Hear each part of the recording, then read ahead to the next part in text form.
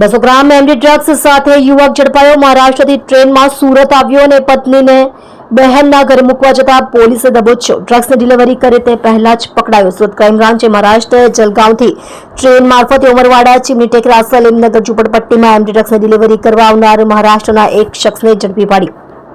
પોલીસે તેઓની પાસેથી ₹19,87,000નો 198.760 ગ્રામ એમડી ડ્રગ્સનો જથ્થો, મોબાઈલ ફોન અને રોકડ ₹1,520 મળે કુલ ₹20,04,000નો મુદ્દામાલ કબજે કર્યો હતો। જ્યારે એમડી ડ્રગ્સ મોકલનાર અને મંગાવનારને વોન્ટેડ જાહેર કર્યો હતો। આરોપીને કોર્ટમાં રજૂ કરવામાં આવતા 9 સપ્ટેમ્બર સુધીના રિમાન્ડ મંજૂર કરવામાં આવ્યા છે। ડ્રગ્સ ડિલિવરી કરવા આવનાર આરોપી ટ્રક ડ્રાઈવરને ઝડપી પાડ્યો। ક્રાઇમ બ્રાન્ચ દ્વારા મળતી માહિતી અનુસાર સુરત શહેર ક્રાઇમ બ્રાન્ચની ટીમને બાતમી મળી હતી કે મહારાષ્ટ્ર જલગાંવ ખાતેથી એક શખ્સ એજાઝ શેખ એમડી ડ્રગ્સનો જથ્થો લઈ આવી સુરતના ઉમરવાડા ચીમની ટેકરા સલીમનગર ઝુંપડપટ્ટીમાં કોઈક શખ્સને ડિલિવરી કરવાનું છે।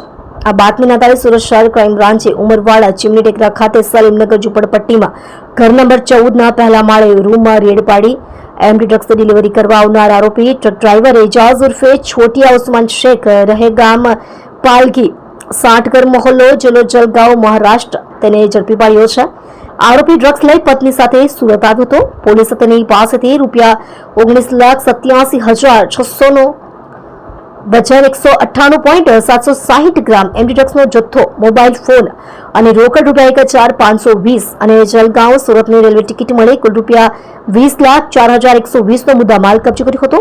પોલીસે આરોપીની એમડી ડ્રગ્સ બાબતે પૂછપરછ કરતા આરોપી એજાઝ એમડી ડ્રગ્સનો જથ્થો કૌટુંબિક ભત્રીજો અબરાર ઉર્ફે હાજી ઉર્ફે જિલ્લાની મુખ્તાર શેખ રહે માસ્ટર કોલોની બોમ્બે બેકરી સામે પાસે જલગાંવ મહારાષ્ટ્ર પાસેથી લઈ આવ્યો હતો।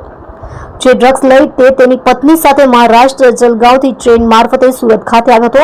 આરોપીને કોર્ટમાં રજૂ કરવામાં આવતા 9 સપ્ટેમ્બર સુધીના રિમાન્ડ મંજૂર કર્યા છે।